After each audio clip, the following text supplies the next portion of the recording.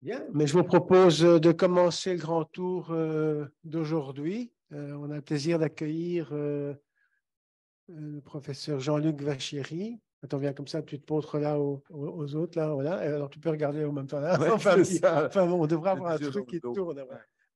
Donc, bon, qui est quand même un expert reconnu dans différents domaines. On pourra l'inviter une autre fois pour parler de l'hypertension artérielle pulmonaire, mais aujourd'hui, c'est l'insuffisance cardiaque 2023. Bon, j'ai prévu un titre State of the Art ou bien les nouvelles recommandations. Comment construire sur 4 piliers? Mais voilà, OK, d'accord pour ton titre, hein. De toute façon, c'est toi qui as le choix, hein, Jean-Luc. Voilà. Merci beaucoup, Merci Élie. d'être là. Merci beaucoup. Bonjour à tous, virtuels et en présence.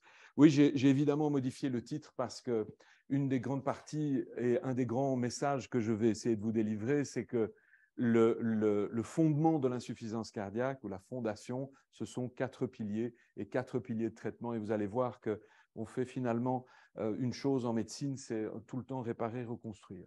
Alors, je vais déjà commencer par vous donner quelques conflits d'intérêts avec beaucoup de laboratoires qui ont des médicaments, surtout pour l'hypertension pulmonaire, un petit peu pour l'insuffisance cardiaque. Je ne pense pas que ces conflits d'intérêts, ces liens d'intérêt ne teintent en aucune manière ma présentation d'aujourd'hui. Alors, peut-être pour revoir un tout petit peu le principe et vous rappeler ce que c'est que l'insuffisance cardiaque, sans rentrer dans les détails de diagnostic parce qu'on va se focaliser sur le traitement, je voudrais vous donner une petite idée de l'épidémiologie. Ce qu'on sait, c'est qu'on a une prévalence qui est relativement élevée, c'est 1 à 3% de la population adulte, dont la moitié auront un syndrome d'insuffisance cardiaque à fraction d'éjection réduite. C'est donc le corollaire, c'est que 50% vont avoir une fraction d'éjection préservée. C'est clairement un problème qui est émergent, pour lequel on a assez peu d'options thérapeutiques. Ce n'est pas le sujet du jour. Je vais vraiment me focaliser sur l'insuffisance cardiaque à fraction d'éjection réduite, mais si vous voulez, on pourra aborder ce sujet dans les questions-réponses. On a des bons traitements, et malgré ces bons traitements, on a un taux de mortalité qui est relativement élevé et qui est comparable à celui de certains cancers. On est à 15 à 30% de mortalité à 1 an à peu près, et on a une mortalité à 5 ans qui peut monter à 50-60% en fonction évidemment du niveau de gravité et de l'étiologie. Le coût de la santé qui est lié à l'insuffisance cardiaque est très élevé. Il est prévu qu'il augmente. Pourquoi? Parce qu'un des principaux postes qui concerne le coût de la santé sont les hospitalisations. Et on sait que les hospitalisations coûtent cher. Et vous verrez, vers la fin, je vous parlerai de ce virage ambulatoire qui est très important pour la prise en charge des patients. Et le nombre d'hospitalisations augmente au-delà de l'âge de 70 ans. C'est la première cause d'hospitalisation, qu'elle soit une cause principale ou une cause associée. Donc, ça reste un problème qui est extrêmement important. Pour vous donner une petite idée, chaque année, un insuffisant cardiaque coûte 25 000 € à la société. C'est ça le coût de la santé. Donc, c'est un vrai problème auquel on est confronté. Alors, beaucoup dans la population gériatrique, mais aussi dans une population qui est peut-être un petit peu moins gériatrique. Et donc, ce que je vais vous expliquer dans les 40 minutes qui viennent, c'est peut-être 3 périodes ou 3 points qui sont importants. Le premier, c'est ce qui est en effet recommandé, donc ce qu'on trouve dans les guidelines. La deuxième partie, c'est ce qu'on voit dans la vraie vie, et on a des données de vraie vie qui ne sont pas toujours et qui ne reflètent pas nécessairement les recommandations, mais heureusement, il y a toujours une deuxième vie après, et je vous montrerai maintenant quelle est la tendance aujourd'hui. C'est une tendance qui est vraiment en train de s'accélérer dans la gestion des traitements et la gestion des effets indésirables, ou plutôt des modifications de traitements liés à des événements indésirables. Alors, on ne va pas revoir l'ensemble des essais cliniques, je vais évoquer ceux qui sont plus récents parce qu'ils sont importants à beaucoup d'égards, mais ceci, c'est une analyse en réseau, c'est une méta-analyse en réseau qui s'est donc intéressée à regarder les différentes interactions entre les différentes époques et les différents médicaments. Vous voyez qu'on commence aux inhibiteurs de l'enzyme de conversion et on termine par l'association sacubitril/valsartan bêta-bloquant et antagoniste des récepteurs de l'aldostérone. Ce que l'on voit dans cette analyse, je vous fais grâce du diagramme qui est un petit peu plus complexe, qui montre comment on a petit à petit empilé les traitements à partir des inhibiteurs de l'enzyme de conversion. Mais quand on regarde ce forest plot, on voit que chaque fois qu'on amène une solution thérapeutique supplémentaire, on diminue la mortalité, on améliore la survie des patients. Et la dernière étude qui avait été inclue dans cette méta-analyse, c'est l'étude Paradigm-HF. C'est finalement l'avant-dernière classe médicamenteuse qui a été introduite dans l'insuffisance cardiaque en remplacement des inhibiteurs de l'enzyme de conversion. Et donc, on voit qu'on a un gain à finalement utiliser des traitements combinés. Ce gain se marque finalement au fil des époques, quel que soit le critère de jugement qui a été, pris en compte. Ça, c'est un petit tableau qui vous montre les derniers essais cliniques depuis 2015 jusqu'à 2022. Insuffisance cardiaque à fraction d'éjection réduite, j'insiste, on a 5 études qui sont adressées à des populations qui sont relativement différentes. Ce que je vous ai mis, ce qu'on ne voit pas toujours, c'est le nombre d'événements dans le groupe placebo, le nombre d'événements dans le groupe actif avec l'hazard ratio. C'est important de regarder ce qui se passe dans le groupe placebo, mais c'est aussi important de voir ce qui se passe dans le groupe traité, parce que vous voyez que malgré les traitements, on continue à avoir des événements de morbimortalité, malgré le fait que les patients qui sont inclus dans ces essais sont censés avoir des traitements qui sont des traitements appropriés. Alors, le premier, c'est Paradigm-HF, c'est l'association sacubitril/valsartan. Pour les cardiologues, c'est ce qu'on appelle un no-brainer aujourd'hui pour initier les traitements, même si techniquement, on a une obligation de passer par la case inhibiteur de l'enzyme de conversion. La plupart des centres de traitement de l'insuffisance cardiaque initient le traitement par cette molécule dès le diagnostic. Vous voyez qu'on a des patients symptomatiques avec un profil particulier. On a 70% de malades en classe fonctionnelle 2. Donc, c'est des malades qui sont très peu symptomatiques, mais qui, malgré tout, continuent à avoir des événements. Vous voyez, dans le groupe actif, 21,8%, 26,5% dans le groupe placebo. Évidemment, vous avez 20% de réduction de risque relatif, mais vous avez quand même des événements chez ces patients qui sont adéquatement traités. Cette étude est très importante. C'est la première fois qu'on observe un bénéfice chez des patients peu symptomatiques. Et vous verrez que ça va influencer aussi la stratégie quand on parlera de l'inertie thérapeutique, en mode mon patient va bien, pourquoi est-ce qu'il faut changer? Vous avez 2 études avec les New Kids on the Block, là, les inhibiteurs SGLT2, l'empagliflozine et la DAPA. Ces études sont aussi intéressantes. On a beaucoup de patients qui sont aussi en classe fonctionnelle 2, donc des malades très peu symptomatiques, mais qui malgré tout continuent à avoir des événements, réduction de risque relatif de l'ordre de 25%.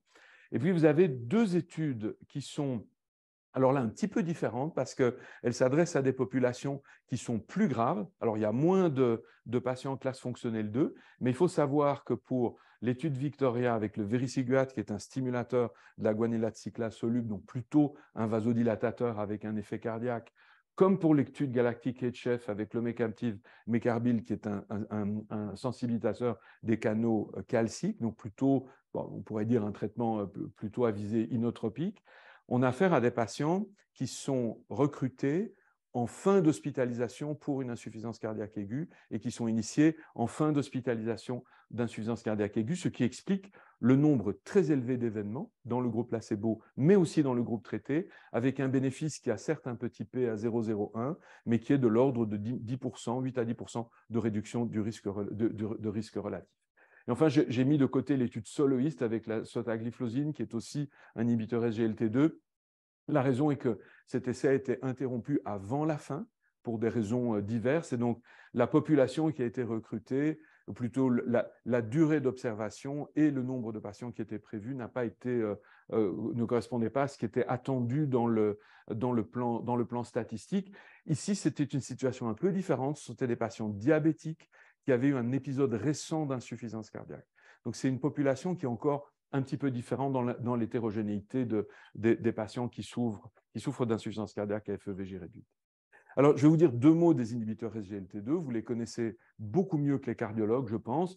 L'effet, en réalité, l'effet qu'on connaît tous, c'est l'effet au niveau rénal. Et tout le monde se dit, finalement, ce n'est rien d'autre qu'un super diurétique et c'est comme ça que ça fonctionne. En réalité, c'est évidemment un tout petit peu plus compliqué que ça. Il y a l'effet, certes, de déplétion volémique entraîne une diminution du stress de paroi sur le ventricule gauche, mais il y a d'autres effets qui sont indépendants de la diminution du stress de paroi, qui sont des effets qui vont promouvoir la vasodilatation et qui vont promouvoir un phénomène lusitrope de relaxation, avec d'autres événements qui directement ou indirectement vont avoir un effet sur le système cardiaque, en particulier par une diminution de la résistance à l'insuline. Donc, il y a une relation hormonale entre le cœur et le taux d'insuline, qui est d'ailleurs indépendant du diabète, qu'on retrouve d'ailleurs chez des patients qui ne sont pas diabétiques. Et puis, vous avez toute une série de phénomènes, augmentation de l'activité de l'érythropoïétine, diminution de l'activité sympathique, c'est très important. L'activité neurohumorale, c'est le fondement de l'insuffisance cardiaque, et les inhibiteurs de SGLT2 ont cette capacité de réduire l'activation neurohumorale. Alors, ici, c'est très marrant, ce n'est pas souvent en médecine qu'on a des méta-analyses à propos de 2 études, mais ici, ça a été le cas. Je préférais prendre cette méta-analyse de Faizanat plutôt que de décrire en détail chacune de ces études.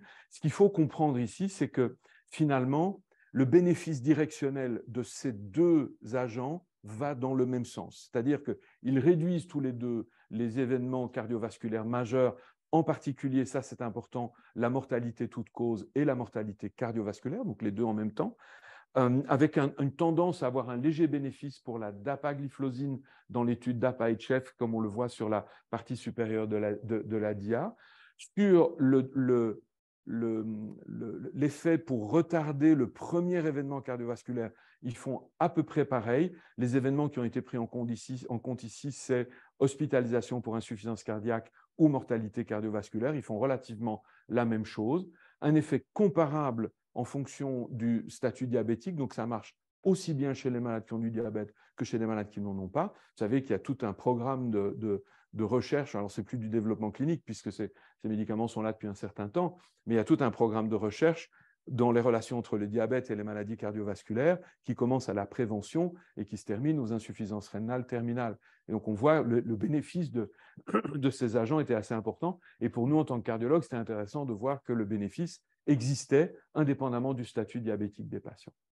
Et enfin, il y a une réduction des événements en fonction du traitement de départ et en particulier en fonction de la proportion de patients qui reçoivent un inhibiteur, un antagoniste des récepteurs de l'angiotensine 2, inhibiteur de la néprilysine, donc l'association sacubitril-valsartan. C'était une grande question pour nous, puisque finalement, on n'utilise pratiquement plus dans les centres de l'insuffisance cardiaque, et la plupart des cardiologues n'utilisent pratiquement plus que ce médicament ou cette voie. Et la question était de savoir si finalement, on avait plus ou moins de bénéfices en fonction du traitement de départ. Mais on voit ici que c'est la même chose.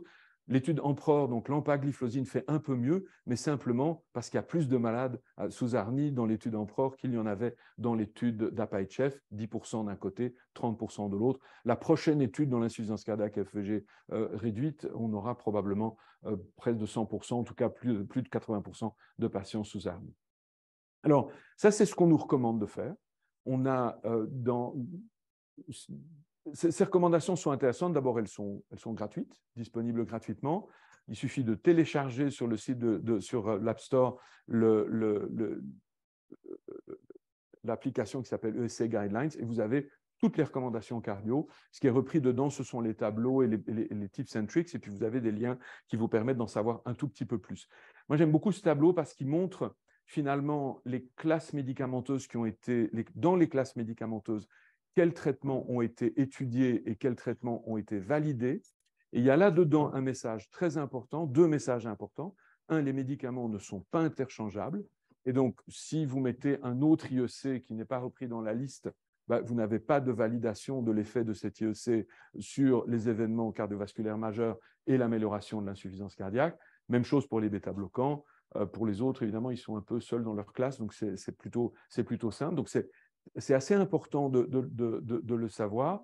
Et le deuxième message important, c'est qu'on a des objectifs thérapeutiques. On a un objectif de cible thérapeutique. Le piège, donc vous avez des doses de départ. En général, on commence les bêta-bloquants avec des doses un peu plus faibles et puis on augmente les doses jusqu'à la dose maximale tolérée. Ces objectifs sont très importants. C'est pour tout le monde, mais il faut évidemment pouvoir les adapter en fonction des patients. Et vous verrez que dans la vraie vie, on n'atteint pas toujours ces doses qui sont les doses cibles. Ça reste cependant des objectifs qu'il faut vraiment se fixer indépendamment des patients. Je vous expliquerai ensuite comment on fait en pratique. Alors, ça, c'est ce qu'on retrouve quand on interprète finalement les recommandations, plutôt quand on les lit de façon attentive. Voilà les 4 piliers. antagoniste des récepteurs de l'aldostérone, bêta-bloquant, inhibiteur SGLT2 et ARNI, inhibiteur néprilysine, antagoniste des récepteurs d'angiotensine 2. Ça, c'est vraiment la base du traitement de l'insuffisance cardiaque, les 4 piliers. Et puis, vous avez une série d'interventions qui peuvent éventuellement être appliquées si les patients continuent à avoir des marqueurs de gravité, n'ont pas d'amélioration clinique, et donc on a l'habitude de vérifier l'écho, de vérifier l'ergospirométrie, de doser le NT-proBNP. En tout cas, chez les sujets de moins de 80 ans, ça a une valeur prédictive très importante. Et puis d'adapter les différents traitements en fonction du statut du patient, réévaluer un temps, je vous montrerai ça un tout petit peu plus loin. Et donc, c'est ce qui nous permet, par exemple, de poser les indications de thérapie de resynchronisation. C'est ce qui nous permet de, par exemple, poser les indications d'implantation de défibrillateurs, mais aussi de correction des maladies coronariennes. Donc, en dehors du syndrome coronarien aigu, on peut attendre un peu avant de faire une coronarographie à un patient qui est susceptible d'avoir une insuffisance cardiaque d'origine ischémique parce que ça nous permet d'améliorer la fonction cardiaque et ça permet d'évaluer la situation de façon un petit peu plus sereine. Vous avez d'autres interventions qui sont possibles, qui sont des vraies interventions chirurgicales, comme la répartition, la plastie mitrale percutanée, l'implantation des pompes d'assistance et la transplantation, mais qui sont destinées à un petit nombre de patients. Et Elie, tu vois, la digitale est quand même encore reprise dans cette liste. C'est en petit, c'est après, mais c'est quand même toujours une option qui peut être envisagée. Il faut savoir que tout ceci est disponible en Belgique, à l'exception de l'omecamtiv qui n'a pas eu l'AMM aux États-Unis et qui n'aura vraisemblablement jamais. Le Vericiguat est pour l'instant disponible dans un programme compassionnel. C'est un traitement qui est intéressant pour l'insuffisance cardiaque avancée, mais ce n'est pas le traitement qu'on va mettre en place chez l'ensemble des patients qui souffrent d'une insuffisance cardiaque FEVG altérée. Alors, ça c'est bien joli, c'est ce qu'on nous recommande de faire, mais comment ça se passe en vrai ? En réalité, ça ne se passe pas exactement, on sait bien, ça ne se passe jamais comme dans les essais cliniques. Puis on se dit, ouais, ok, mais on n'arrête pas de dire ça depuis des années, mais qu'est-ce qu'on a comme preuve pour substancier ça? D'abord, l'inertie clinique, il faut quand même un peu s'interroger sur ce qui est le frein à la prescription et le frein à l'utilisation des traitements. Il y a 3 problèmes systémiques. Il y a le patient, il y a le prescripteur ou la prescriptrice et il y a le système de santé, qui sont évidemment des barrières à l'implémentation des recommandations. Le mode de financement, le staff qu'on va avoir pour nous aider à mettre en place les traitements, en particulier l'éducation thérapeutique. Je ne dois pas vous apprendre ce que c'est que la pression à la productivité, c'est dans toutes les institutions pareil, c'est-à-dire vous allez faire plus, mais avec moins de ressources. C'est clairement un frein à la prise en charge de l'ensemble des maladies chroniques et c'est un vrai problème pour l'insuffisance cardiaque. Le clinicien, ce n'est pas le dernier pour être un peu réticent au changement, pour se dire finalement, et c'est ce qu'on voyait au début, je me souviens bien des débuts des IEC, on se dit oh, le patient va bien, on ne va pas monter la dose, il se plaint de rien et il va bien, donc on ne va pas changer les doses. Ça, ce n'est pas une bonne idée. Il y a aussi l'expérience hands-on des médicaments qui est importante. On a chacun l'habitude de prescrire certains traitements. Quand on change tout d'un coup de paradigme, c'est le cas de le dire, c'est parfois un petit peu plus compliqué de s'adapter. Et puis, il y a des structures dans lesquelles le médecin, même le médecin spécialiste, est isolé, interagit relativement peu avec ses pairs, où le processus de mise à jour des connaissances n'est peut-être pas toujours optimal. Et pire encore, il est parfois donné par les représentants médicaux qui viennent donner l'information scientifique. Et alors, le patient, alors on a toutes et tous vu des choses plus ou moins marrantes. La réticence au changement, ça c'est un truc qui est terrible. Quand vous avez des patients, vous suivez depuis 5 ans, vous leur avez vendu l'affaire en leur disant ce médicament-là, c'est ce qu'il vous faut. Puis tout d'un coup, vous leur dites, ben non, on va en rajouter un. Puis finalement, on va modifier celui-là par un autre. Ça prend parfois un petit peu de temps à être compliqué. Et ça n'est pas que Mme Van Pieperziel-Anderlecht qui réagit comme ça, c'est l'ensemble des patients sont réticents au changement. Il y a un phénomène qu'on connaît bien dans l'insuffisance cardiaque, c'est la combinaison, la doublette infernale entre la présence de comorbidités extracardiaques et l'adhérence au traitement. Et ça, c'est assez typique quand on interroge un patient sur sa liste de médicaments, ce qu'on fait à toutes les consultations. C'est assez rarement les traitements, entre guillemets, vitaux qui arrivent en premier lieu, mais on va avoir le diurétique, on va avoir l'anti-inflammatoire, le somnifère et probablement le traitement contre la constipation. Donc, c'est un peu ce qu'on va avoir comme profil. Et alors, l'information, c'est très compliqué de donner une formation sur une maladie qu'on a mis des années à caractériser. Et donc, expliquer à un patient ce que c'est que l'insuffisance cardiaque, ça prend du temps. Il faut faire la distinction entre l'attaque cardiaque, l'infarctus, pardon. Enfin, bref, ça reste un travail quasiment quotidien qu'il faut répéter. Alors, une traduction de tous ces éléments, je trouve, elle est donnée dans cette petite étude. Enfin, ce n'est pas une petite étude, c'est une étude qui s'est intéressée, qui a posé une question très simple. Est-ce que ce qu'on voit dans les essais cliniques se transmet dans la vraie vie? Et les investigateurs ont eu accès à 2 grandes sources, 5 essais cliniques randomisés contrôlés. En fait, c'est ceux que je vous ai montrés. Je n'ai pas fait exprès, mais il se trouve que c'est ceux-là. Donc, c'est presque 17 000 malades inclus dans ces essais cliniques, qui ont été comparés à 2 registres, 46 000 patients, 2 registres, l'un basé aux États-Unis et l'autre basé en Europe, qui sont intéressants parce qu'ils s'adressent à la fois pour le registre européen à ce qu'on fait dans des centres qui ont l'habitude de prendre en charge l'insuffisance cardiaque, et pour ce qui est des États-Unis, un registre de première ligne. Si ça vous intéresse, c'est le registre CHAMP-HF, qui est un registre real life qui est quand même relativement intéressant. Ce qu'ont fait les investigateurs, c'est qu'ils ont catégorisé les patients, évidemment a posteriori, en interrogeant la base de données, entre les malades qui étaient éligibles à un essai clinique et ceux qui n'étaient pas éligibles à un essai clinique, en prenant comme base la majorité des critères d'inclusion et d'exclusion dans ces essais. En gros, c'est relativement les mêmes. Et ils se sont intéressés à non seulement caractériser la population, mais aussi à vérifier si le succès qu'on voyait dans les essais cliniques se transformait dans la vraie vie. La première constatation, c'est que quand on applique ces critères d'éligibilité, on a à peine plus de 50% des malades qui sont dans la vraie vie qui auraient été éligibles à un essai clinique. Donc, on utilise des recommandations qui sont basées sur la moitié de la population qu'on voit en réalité. Et quand on s'intéresse à cette population, on voit que le profil est complètement différent de ce qu'on voit dans un essai clinique randomisé contrôlé. Les patients sont plus âgés. Il y a une prédominance féminine dans les études en cardio. Il y a une sous-représentation des femmes. C'est en particulier vrai dans l'insuffisance cardiaque. Ils ont des fractions d'éjection qui sont infiniment plus basses. Donc, si vous mettez votre fraction d'éjection à l'entrée à 40, à 35 ou 40%, vous allez avoir une valeur moyenne à 32% avec une déviation standard de l'ordre de 2 ou 3%. Ici, on parle de 20 à 25%. Donc, des fractions d'éjection plus basses. Alors, je reviendrai bien volontiers vous expliquer ce qu'il faut faire de la fraction d'éjection à partir de bientôt, c'est-à-dire plus grand-chose. Mais il n'empêche que ça reste quand même une caractéristique assez particulière. Et quand on faisait de l'analyse univariable et multivariable, les 2 facteurs principaux des différences entre les essais cliniques, les patients éligibles et non éligibles, c'était l'âge et le genre. Donc, c'est quand même un message important.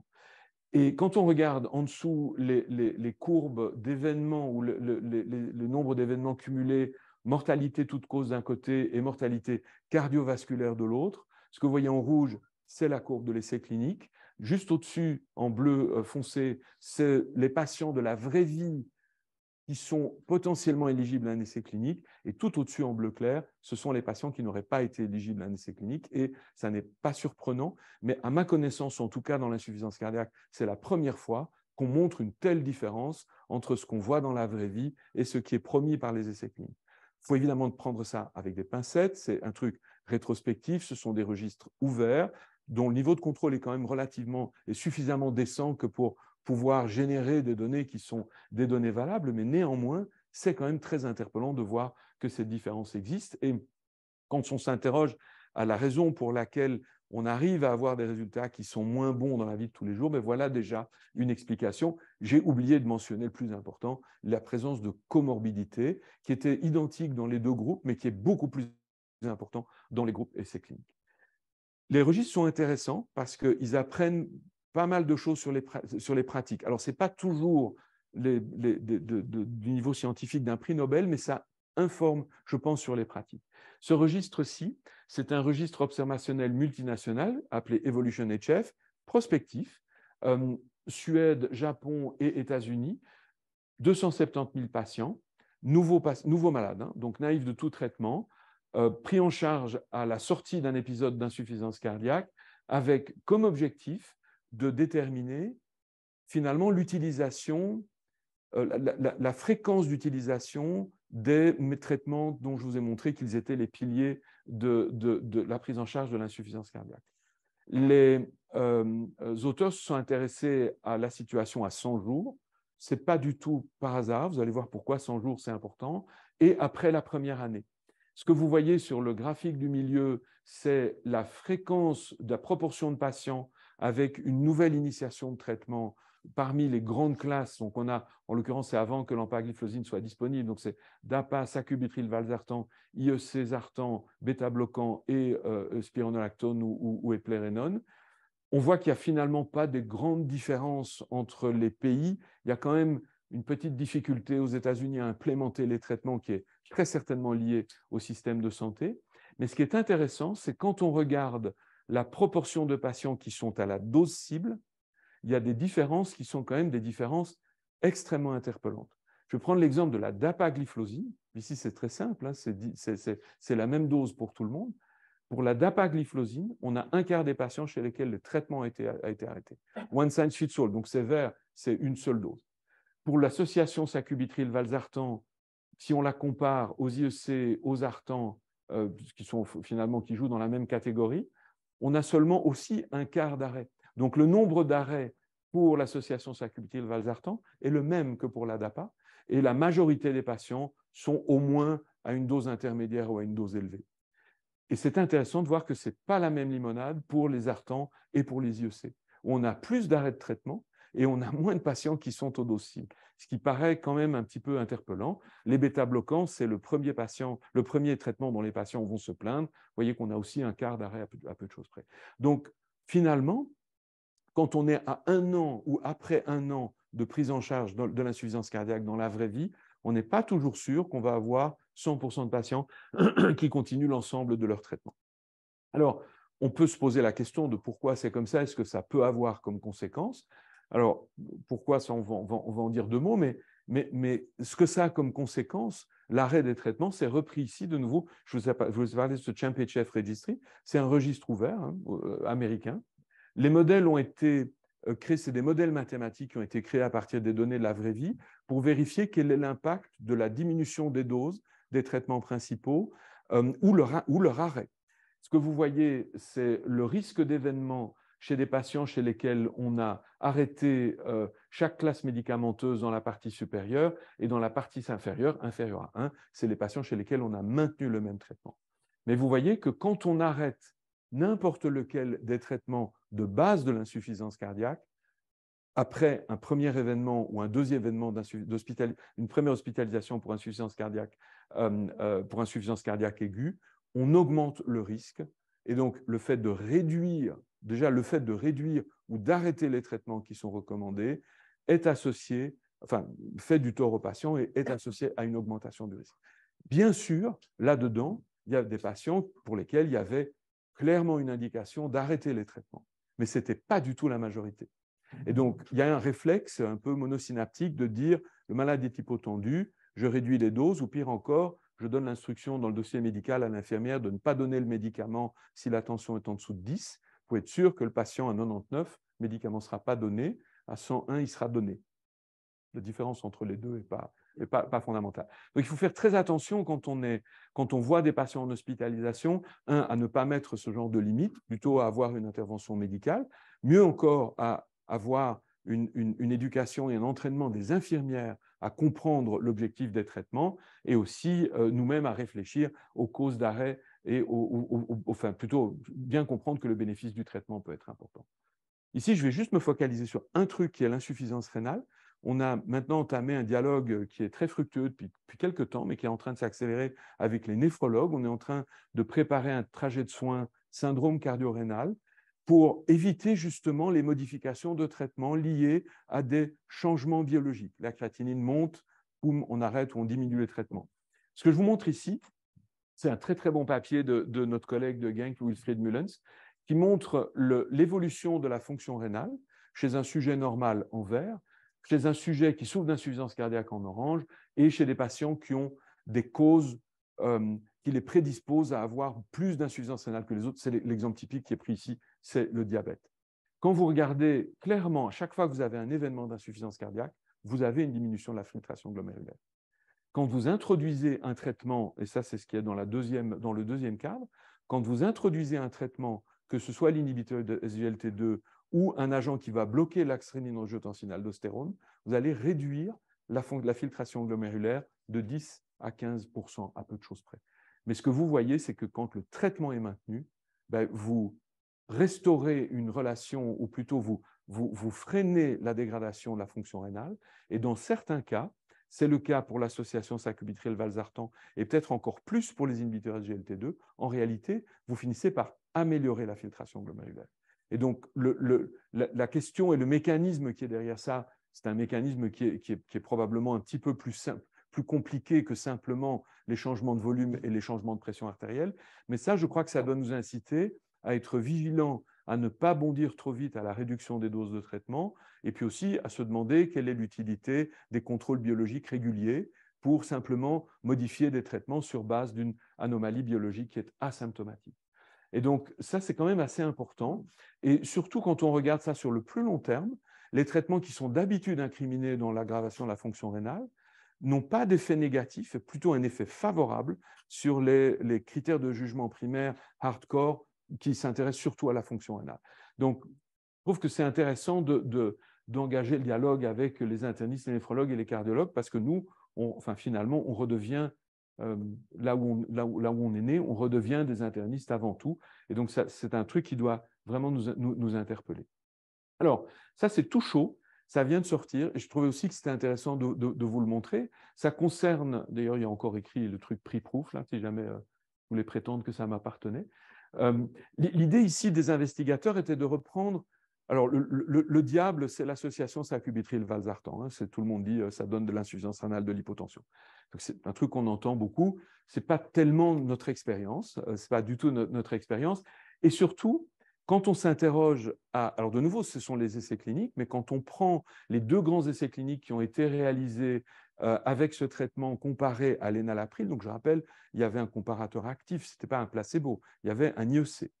Quand on reprend les 12 000 malades qui ont été dans 2 études, Paradigm, fraction d'éjection en dessous de 35%, Paragon, fraction d'éjection au-dessus de 45%, quand on regarde le nombre de patients que l'on peut analyser, c'est-à-dire ceux qui ont continué le traitement, qui ont eu une GFR qui était analysable et dans lesquels on a ajouté ceux qui avaient quitté l'étude parce qu'il y avait un problème d'insuffisance rénale aiguë ou d'hyperkaliémie, ça représente à peu près 1% des patients, mais ce sont des malades qui existent. Bien, quand on regarde l'effet de l'association sur la fonction rénale, on voit ici les modifications de façon un peu linéaire. Donc, Paradigm est à votre gauche et Paragon est à votre droite. Vous avez la modification linéaire de la filtration glomérulaire. Ce que vous voyez, et c'est très frappant dans Paradigm, vous avez, chez les patients qui sont sous traitement actif, une chute de la filtration glomérulaire au début du traitement, mais vous voyez que déjà, après 15 jours de traitement, on revient dans les valeurs qui sont proches des valeurs normales. Paragon, c'est un peu la même musique. Attention, c'est de l'insuffisance cardiaque à FEVG préservée, avec des phénotypes de patients qui sont différents, qui ont plus de risques de développer des complications rénales, mais néanmoins, on observe exactement le même phénomène avant le retour à la normale. Et puis, vous avez la distribution, qui est en fait une distribution assez normale des modifications de la filtration glomérulaire. 95% des patients vont avoir pratiquement aucune modification de la filtration glomérulaire, et ceux qui en auront une modification qui sera de l'ordre de 15%, à peu de choses près. Donc c'est quelque chose, c'est un événement attendu, c'est un événement qui est potentiellement réversible, et surtout, ce qui est important, c'est ça l'intelligence des investigateurs, c'est de se dire au fond, chez ces malades-là, est-ce qu'on a une diminution du bénéfice du traitement en termes de... On pourrait dire qu'ils ont une diminution de filtration glomérulaire, donc il y a moins d'effet sur les événements cardiovasculaires hardcore. La réponse est non. C'est exactement les mêmes résultats dans cette population qui a une diminution de la filtration glomérulaire. Alors, ça, c'était déjà pour encourager un peu l'idée de se dire, bon, OK, on a des barrières, on va essayer de les lever, mais qu'est-ce qu'on a comme évidence qu'on peut passer dans la deuxième phase de sa vie? on commence, comme toujours, il faut regarder ce que dit la science. On sort d'une période où la science a été un petit peu abandonnée au profit de la croyance. Mais ici, je vais vous montrer je pense, deux éléments qui sont assez importants en faveur de la nouvelle stratégie qu'on utilise aujourd'hui. Ici, les auteurs ont eu accès de nouveau à ces grandes études. Vous savez que peut-être que la FDA laisse à disposition de n'importe quel investigateur, sur base d'un projet, les données sources, n'importe qui, enfin vous. Alors nous, je ne sais pas si on peut le faire en revanche, mais on peut interroger la FDA, demander les données sources, évidemment sur un projet scientifique, et ensuite publier une information qui est dérivée de ce qu'il y a probablement de mieux en termes d'observation. Ici, ils ont fait un exercice de modélisation à partir des grandes études d'insuffisance cardiaque à FEVG réduites, et ils ont utilisé une technique qui est la technique, enfin plutôt la technique statistique du win ratio. Vous savez, c'est vous avez un patient dans le groupe traité, un patient dans le groupe placebo. Ils sont appariés pour des critères que vous définissez au départ. Vous définissez vos critères de jugement dans un ordre hiérarchique. Je veux d'abord voir la mortalité, puis je veux voir les hospitalisations, puis je veux voir les AVC, et vous regardez comment évolue la paire. Le premier qui atteint le premier événement a gagné, enfin a perdu plutôt, et donc marque un point. Et puis de cette manière-là, vous arrivez à voir tout ce qui dépasse 1 est en faveur d'une intervention. Tout ce qui est en dessous de 1 est plutôt en faveur du placebo. Ici, ce qu'ils se sont intéressés à faire, c'est de modéliser la séquence des événements en comparant des modèles. Les séquences 1 et 1A, c'est le modèle classique. C'est on commence avec un IEC, on attend, on rajoute un bêta-bloquant, on attend, on rajoute de l'aspironolactone, on attend, etc. Donc ça, c'est le mouvement général. Séquence 1B et 2, c'est séquence rapide. Qu'est-ce qui se passe si on commence tout en même temps? Ou si on commence tout en même temps à petite dose, ou si on commence tout en même temps, mais à demi-dose et on va très vite. Et ce qui montre, c'est que le bénéfice en réduction de probabilité d'événements, hospitalisation ou mortalité cardiovasculaire, mais même all-cause mortality, vous avez une réduction du risque d'événement qui est assez important selon le modèle que vous utilisez. Et donc, ceci nous dit que plus on va vite pour mettre les traitements, que ce soit tout d'un coup ou à demi-dose, plus on a de chances de réduire les événements par rapport à une prise en charge qui est une prise en charge plutôt séquentielle. On attendait la preuve dans un essai clinique randomisé contrôlé. Strong-HF, publication aussi de fin de l'année dernière. C'est intéressant parce que pour une fois, c'est une étude qui s'est intéressée à la stratégie thérapeutique. Elle ne s'est pas intéressée aux molécules et aux médicaments elles-mêmes, mais c'est stratégie thérapeutique. Étude ouverte, multinationale, randomisée, groupe parallèle. La randomisation 1 pour 1 était faite entre un groupe qui recevait un traitement à haute intensité versus usual care. Vous allez voir à quoi ça ressemble après. 18-85 ans, patient admis pour insuffisance cardiaque à l'hôpital, ça c'est le point de départ, premier critère d'admission. Des patients qui n'étaient pas traités complètement avec des doses de traitement recommandées par les guidelines et qui étaient stratifiés en fonction de la fraction d'éjection et en fonction du pays. Moins de 40%, plus de 40%. Insuffisance cardiaque aiguë, ça concerne les deux entités, évidemment. Le critère de jugement primaire, c'était l'hospitalisation à 180 jours liée à l'insuffisance cardiaque ou la mortalité toute cause. L'idée, c'était d'enrôler 1800 patients. Il y a une analyse intention to treat pour tous les malades qui ont atteint le jour 180. Si je vous dis ça, c'est que l'étude a été arrêtée avant la fin parce qu'il y avait un groupe qui se détachait et qui se détachait même de façon très nette. Alors voilà à quoi ça ressemblait. Première hospitalisation pour insuffisance cardiaque. Les patients sont identifiés pour être randomisés dans le groupe haute intensité ou dans le groupe usual care. Acute heart failure, not at GDMT, donc insuffisance cardiaque, pas à la cible, et NT-proBNP supérieur à 1500. Donc, c'était des vrais malades insuffisants cardiaques, insuffisamment traités, en tout cas, sortant d'un épisode aigu. Regardez un peu ce qu'on fait dans l'high intensity care. Pendant la période d'hospitalisation, la moitié des doses recommandées des 4 piliers dont je vous ai parlé. Et puis, vous avez 3 visites de sécurité. Première semaine, deuxième semaine, troisième semaine, visite à la maison, enfin, pas à la maison, mais dans les hôpitaux, où à chaque fois, la sécurité qui était déterminée par l'examen clinique et les données biologiques, à chaque fois, on optimisait et on augmentait progressivement les doses pour qu'à 3 semaines, les patients soient à dose optimale de bêta-bloquants, de spironolactone, d'inhibiteurs SGLT2 et d'ARNI ou d'IEC. 3 semaines. C'est infiniment plus court que ce qu'on faisait avant, enfin que ce qui était la tendance. Et vous avez une visite à 6 semaines qui est une visite de sécurité chez des patients qui sont à dose principale. C'est ce qu'on fait en clinique, dans les cliniques de l'insuffisance cardiaque, c'est ce qu'on fait. Usual care, c'est open bar, donc c'est comme on fait d'habitude. Monsieur, c'est comme on a toujours fait, avec un follow-up qui est dépendant de la pratique du médecin concerné. L'idée, c'était de voir ces hospitalisations à 180 jours, mais il y avait une idée aussi de voir ce qui se passait déjà après 90 jours d'inclusion dans l'essai clinique. Et donc, comme je vous le disais, on n'a pas atteint les 1800. Après 1000 malades, le safety board a décidé d'arrêter l'étude parce qu'il y avait une différence importante entre les deux groupes. Vous avez évidemment compris dans quel groupe on voyait la différence. Ce qui était intéressant, c'est qu'on a une vraie population d'insuffisants cardiaques qui sort d'hospitalisation ou qui est en cours d'hospitalisation aiguë. Vous avez plus de 70% plus de 60% qui sont en classe fonctionnelle 3 ou 4, donc des malades vraiment malades. Comme d'habitude, on a une moitié de cause ischémique et une moitié de cause non ischémique. La fraction d'éjection, c'était intéressant parce qu'on a 67-68% de malades avec des fractions d'éjection en dessous de 40%. Et donc, ça veut dire qu'on en a 30% qui ont des fractions d'éjection préservées. Et vous avez ici le nombre d'hospitalisations pour insuffisance cardiaque l'année précédente. Donc, c'est des malades qui, dans un cas sur 3, avaient été hospitalisés l'année précédente. Donc, c'est des patients chez lesquels il y avait déjà eu des événements à peu près dans un tiers ou un quart des cas, à peu de choses près.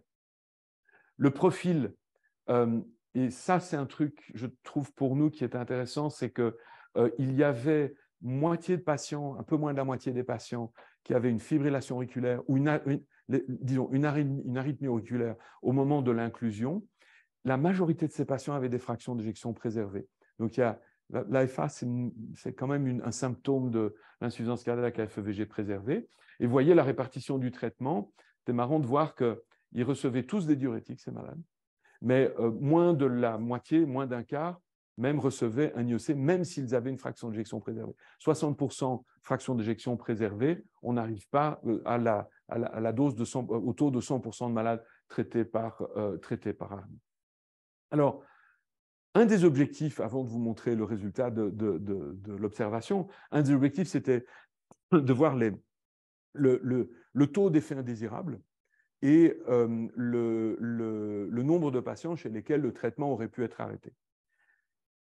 Et la dose de médicaments qui a été proposée. Donc, ce qu'on voit ici, si vous comparez le groupe High Intensity et Usual Care, vous avez, au jour 90, une pression artérielle qui est plus faible dans le groupe haute intensité. 119 mm de mercure versus 124. Donc, vous avez une valeur de P, mais est-ce que c'est cliniquement relevant? J'en sais rien. Même chose pour la pression diastolique. Pour la fréquence cardiaque, ça c'est assez flagrant, forcément. Les malades vont être bêta-bloqués, donc ils vont avoir une fréquence cardiaque qui sera plus basse. Mais surtout, ce qui est intéressant, c'est quand vous regardez les effets indésirables biologiques. Je vous rappelle, il y avait un critère de safety, 1 semaine, 2 semaines, 3 semaines, 6 semaines. L'hyperkaliémie, ou plutôt le taux de potassium est plus élevé dans le groupe Usual Care, 4,6. Il y a un tout petit peu plus de malades qui ont numériquement une altération de la fonction rénale plutôt dans le groupe Usual Care, mais finalement, il n'y a pas de différence au niveau de la fonction rénale. Donc, la différence principale, et c'est ce qu'on attend dans la vie de tous les jours, c'est d'avoir un taux de potassium qui est un petit peu plus élevé dans le groupe High Intensity. Moi, ce qui me frappait, et c'est probablement aussi lié au résultat de l'étude, quand vous regardez le NT-proBNP à 90 jours, ça c'est très important pour le pronostic et le risque d'évolutivité. Vous avez une différence qui est quand même significative entre les deux groupes. Donc non seulement on n'a pas d'effet sur la fonction rénale, mais en plus on réduit le NT-proBNP à 90 jours de façon beaucoup plus importante que si on fait l'Usual Care. Et quand on regarde, et ça c'est pas non plus surprenant, mais on se disait ouais c'est comme ça, on ne le savait pas, ben maintenant on le sait. Quand on regarde le pourcentage de patients par catégorie, donc vous avez les 3 premiers blocs, on a mis dans un même sac les inhibiteurs de l'IEC, ARB ou les ARNI, ou l'ARNI, les bêta-bloquants dans un autre sac et les antagonistes des récepteurs de minéralocorticoïdes. Ce que vous voyez en plus foncé, ce sont les patients qui atteignent la dose principale, enfin la dose cible, en un tout petit peu plus clair, moitié de la dose principale. Et vous comparez les patients high intensity en couleur plutôt rose-orangé, et les couleurs bleues, c'est plutôt usual care. Vous avez systématiquement, quel que soit le traitement prescrit, plus de patients qui atteignent la dose cible quand on fait cette espèce de traitement au galop, plutôt que des patients qui sont pris en charge dans une pratique qui est une pratique courante. Ça, c'est le résultat du critère de jugement primaire qui était la réhospitalisation. Vous avez une différence qui est quand même très, très significative entre les deux groupes, qu'on regarde la mortalité cardiovasculaire ou les hospitalisations sur la réhospitalisation pardon, dans la deuxième partie du graphique. Il y a quand même une différence de risque de l'ordre de 10% déjà à 180 jours dans les deux groupes. Et alors, évidemment, comme c'est une étude qui a été faite pendant la période Covid, un des commentaires, je suis sûr que ça c'était un commentaire des reviewers, était de dire ouais mais vous avez des morts du Covid, il faut les virer de votre analyse, mais ça change juste rien, ça délivre exactement le même message, ce qui délivre aussi un peu le message que d'arrêter les IEC ou les ARTAN chez quelqu'un qui est en Covid, c'est peut-être pas non plus la meilleure idée du monde puisque ça change pas grand-chose à son évolution. Il y avait des tas de sous-groupes préspécifiés pour lesquels il n'y a pas de différence, quel que soit l'âge, quelle que soit la fraction d'éjection, le taux de NT-proBNP, la région du monde, alors c'est peut-être mieux en Europe qu'ailleurs, le genre et la filtration glomérulaire, de nouveau, qu'on soit au-dessus ou au-dessus de la médiane, on n'a pas vraiment de différence, c'est peut-être même un peu mieux pour les patients qui sont en dessous de la valeur médiane. Et donc, pour terminer, je pense que je dois avoir pas plus de 2-3 dias pour terminer. Ça, je trouve, c'est une vision plutôt correcte de ce qui est proposé dans la prise en charge actuelle de l'insuffisance cardiaque. Vous avez les événements, vous avez, évidemment, ça concerne les patients qui ont été hospitalisés, mais vous pouvez faire le même raisonnement en prenant comme point de départ les patients ambulants, alors ils sont à peu près ici au milieu. Vous avez en permanence, pendant la phase d'hospitalisation, une réévaluation de la trajectoire du patient. Si on est sur une trajectoire d'amélioration, on va pouvoir très vite, et d'ailleurs dès le début, vous voyez en vert, c'est l'initiation des traitements de l'insuffisance cardiaque. Vous voyez que la recommandation, c'est vraiment de commencer dans la phase aiguë. Les patients sont hospitalisés en aigu, il ne faut pas attendre, il faut commencer les traitements. Dans quel ordre? Ce qu'on fait, en général, on commence soit l'IEC, soit l'ARNI, on commence la spironolactone, on commence les inhibiteurs SGLT2. On a plutôt tendance à utiliser les inhibiteurs SGLT2 en première intention pour deux raisons. Un, c'est facile, c'est une dose. Deux, on a une étude qui s'appelle l'étude Impulse avec l'empagliflozine qui montre que 10 mg d'empagliflozine administré dans les 24 heures d'une insuffisance cardiaque aiguë réduit le risque de réhospitalisation à 180 jours, quel que soit le niveau de fraction d'éjection. Mais les malades sortent de l'hôpital avec leurs 4 traitements, y compris le bêta-bloquant qu'on va plutôt initier vers la fin de l'hospitalisation, puisqu'on est plutôt dans la phase d'implémentation. Et puis, vous avez des visites early post-discharge phase et transition to chronic care. Ça, c'est le taf des cliniques de l'insuffisance cardiaque et peut-être des cardiologues qui sont un petit peu plus orientés vers cette prise en charge-là, avant de faire une transition vers la prise en charge chronique. Ce matin, j'ai dit à 2 patients que je ne devais plus les revoir avant 1 an parce qu'ils vont bien. Ils ont fait toute cette phase-là. Ils sont maintenant passés à stabilité, à chronicité. On n'a plus besoin de faire du marquage à la culotte. C'est des patients qui vont plutôt avoir une bonne évolution. Et ça, c'est vraiment ce qui est recommandé. Ça, c'est mon avant-dernière dia. C'est l'utilisation de structures multidisciplinaires. Alors, on appelle ça des cliniques de l'insuffisance cardiaque. En fait, vous avez besoin de 2 personnes. Vous avez besoin d'un médecin et vous avez besoin d'un infirmier ou d'une infirmière. Ça, c'est la paire qui va faire le fondement de votre clinique de l'insuffisance cardiaque et qui va vous permettre, même à travers des structures comme la vôtre, de pouvoir prendre les patients en charge et faire une partie du boulot pour lequel parfois les médecins ne sont pas super bons, c'est-à-dire l'éducation thérapeutique, c'est-à-dire un suivi qui est régulier. Un insuffisant cardiaque, ça prend du temps aux consultations. Et donc, il faut privilégier justement l'utilisation de ces nouveaux métiers qui rendent le service, dont on sait d'ailleurs, vous voyez que c'est un niveau d'évidence, une classe de recommandation 1, un niveau d'évidence A, ça veut dire qu'on a du biscuit derrière pour recommander tout ceci. Voilà, pour conclure, les recommandations existent. J'ai un truc que je ne vous ai pas dit, mais qui est important, c'est que les recommandations de l'insuffisance cardiaque, contrairement aux autres domaines de la cardiologie, 94% ce sont de niveau A ou B. Ça veut dire qu'on a des méta-analyses et ou des essais cliniques. Il n'y a pas d'autre domaine de la cardio avec autant d'évidence qui soutient les recommandations médicales. Dans la vraie vie, on a bien vu qu'il y avait des barrières importantes, il y avait une certaine thérapie, une certaine inertie thérapeutique, mais heureusement, il y a maintenant beaucoup d'évidence qui suggèrent une prise en charge et une implémentation rapide des traitements. C'est tout à fait safe pour les patients. Nous, évidemment, on aime bien faire ça dans le contexte d'une clinique structurée, mais ça peut aussi se faire au cabinet de consultation sans clinique structurée. Ça prend juste un tout petit peu plus de temps. Merci beaucoup. Des questions, commentaires? M. Van Kijk. Bonjour Jean-Luc. Oui, salut. Je voulais revenir à la gériatrie. Oui. Tu nous as dit que la pro-BNP, 80 ans, tu en penses quoi? Parce que dans l'étude, il y a des malades de 85 ans. Oui, tout à fait. Ça, c'est une chose. Attends, la deuxième question. Finalement, c'est vrai que le réflexe souvent des infirmiers, il est 11 de tension, je n'ai pas donné. OK. Est-ce qu'on fixe une limite de tension abrupto, ou bien c'est vraiment la tolérance du malade, même avec 9 de tension, il va voir son traitement? Oui, merci beaucoup, c'est deux très bonnes questions. Oui, en effet, l'idée, c'était d'avoir dans l'étude Strong-Etcheff, il voulait avoir une idée assez large de la population. Et c'est pour ça que 85 ans, c'est des malades qui sont sous-représentés dans les essais cliniques. Et il se trouve que, alors je me souviens, je ne vais pas dire de bêtises, donc je ne me souviens plus du tout quelle était la répartition d'âge. Au-delà de l'âge de 80 ans, tu augmentes la probabilité d'avoir une élévation artificielle qui est liée au déclin de la fonction rénale. Et donc, c'est difficile. D'ailleurs, les normes sont différentes. Quelqu'un de 80 ans, la valeur normale de NT-proBNP en fonction des labos, c'est 1200, 1700. Donc, on n'est pas du tout aux valeurs qui sont plus basses. Je peux faire le même commentaire pour la fibrillation auriculaire. La valeur normale d'un NT-proBNP pour un patient FA, c'est de l'ordre de 800.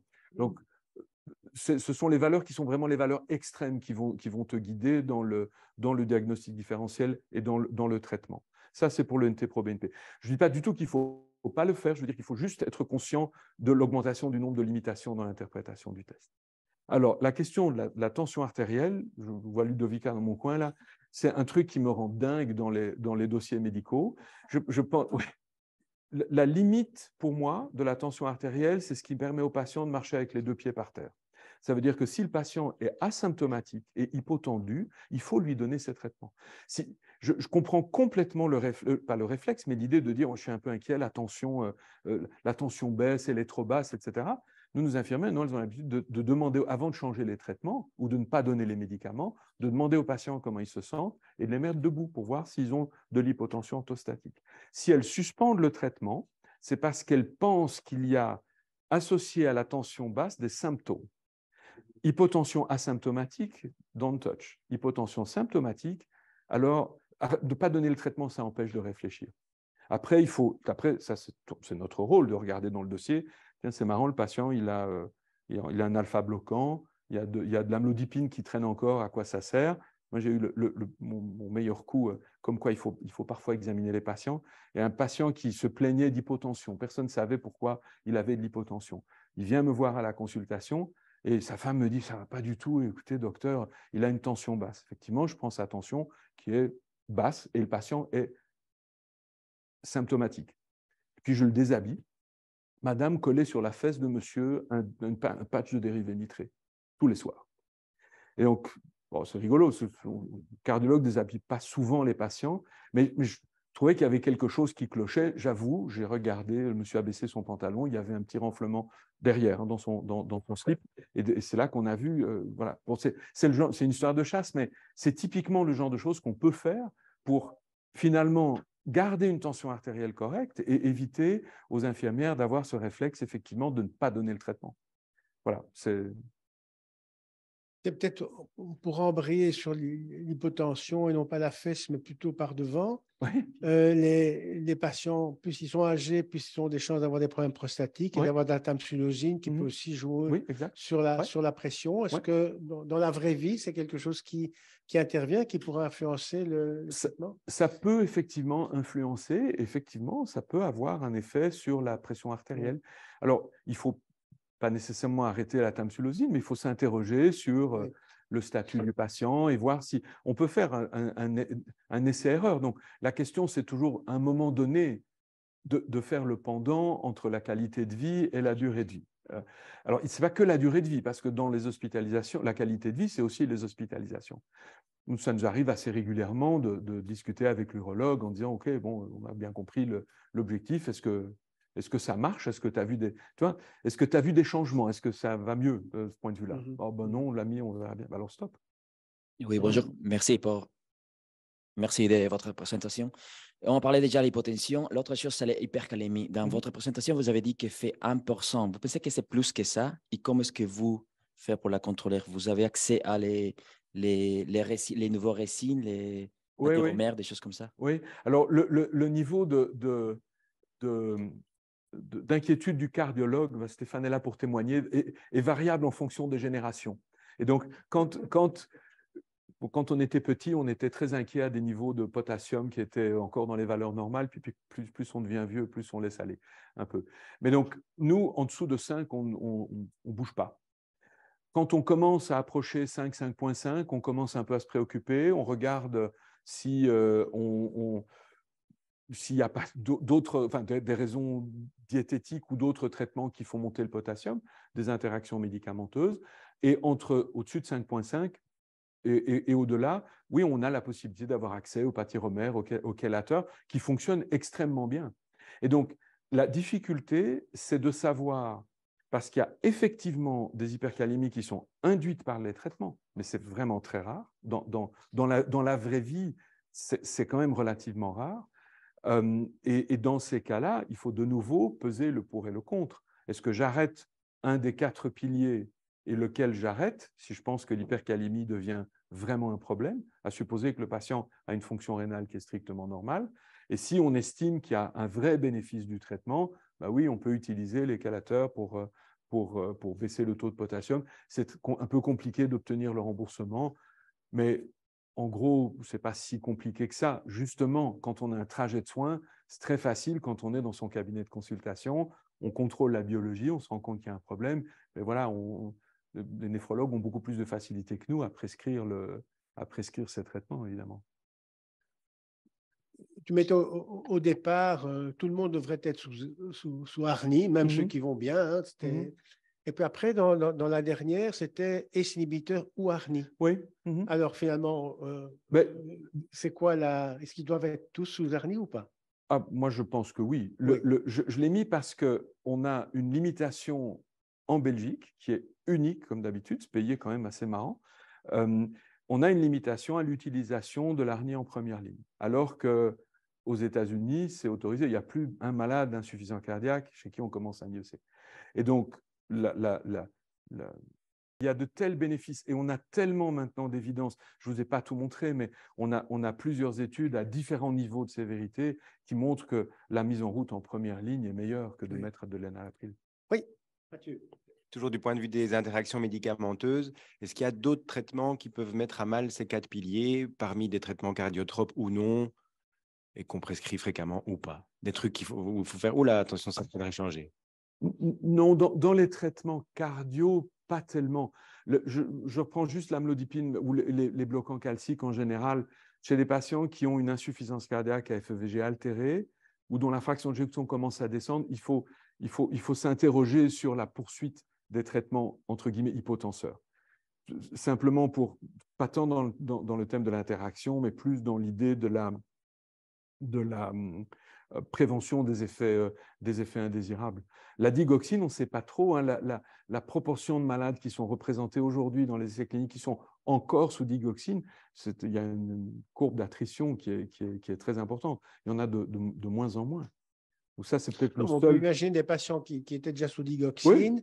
et puis où tu vas introduire un bêta-bloquant avec une dose optimisée et qui n'auront plus besoin de leur digoxine et qu'on peut enlever. Tout à fait vrai. Et qui resterait alors qu'ils n'en ont plus besoin. Absolument vrai. Même commentaire pour l'ivabradine. L'ivabradine, c'est un traitement qui agit sur les courants IF, donc qui ralentit. Son seul rôle, c'est de ralentir la fréquence cardiaque. L'indication qui est la meilleure et qui est la plus démontrée, c'est chez des malades bêta-bloqués qui ont des fréquences cardiaques qui restent au-dessus de 70 battements par minute. Ce n'est pas un médicament qui est très utilisé dans la pharmacopée. C'est très utilisé en France, mais pour d'autres raisons, qui ne sont pas des raisons nécessairement scientifiques. On peut couper en montage après. Mais donc, il ne va plus rien rester. Il y a quand même toute la première partie qui peut rester, peut-être la partie de la discussion. Mais bref, ça, c'est peut-être aussi un point auquel il faut être attentif parce que alors là, pour le coup, digoxine, bêta-bloquant, ivabradine, ce n'est peut-être pas une très bonne idée, même si l'objectif est de réduire la fréquence cardiaque. Quelle serait, à ton avis, la fréquence cardiaque optimale à atteindre chez un malade bêta-bloqué, par exemple? 60 à 70 battements par minute, sauf en fibrillation auriculaire, c'est 70-80. Ça, c'est vraiment, quand on regarde toutes les modélisations, c'est vraiment la fourchette dans laquelle les patients ont peu, voire pas du tout d'effet indésirable et gardent leur bénéfice, le bénéfice du traitement. En dessous de 60, les patients sont souvent fatigués. C'est là aussi où on peut voir des phénomènes d'hypotension. Ce n'est pas nécessaire de ralentir de façon excessive la fréquence cardiaque. On peut ajuster les doses de bêta-bloquants en fonction des pulsations. Il faut s'attendre en FA toujours à avoir une fréquence cardiaque un peu plus élevée. Donc, on n'a pas les mêmes objectifs en FA que chez un patient en rythme sinusal. Le nebivolol dans population gériatrique, ça c'est le bêta-bloquant qui a été le plus utilisé. C'est notre premier choix. Ça me vient comme ça. Bien. Super. Eh bien, écoute, les objectifs sont rencontrés. C'est toujours aussi agréable. Allez, merci beaucoup, Jean-Luc. Et à la semaine prochaine.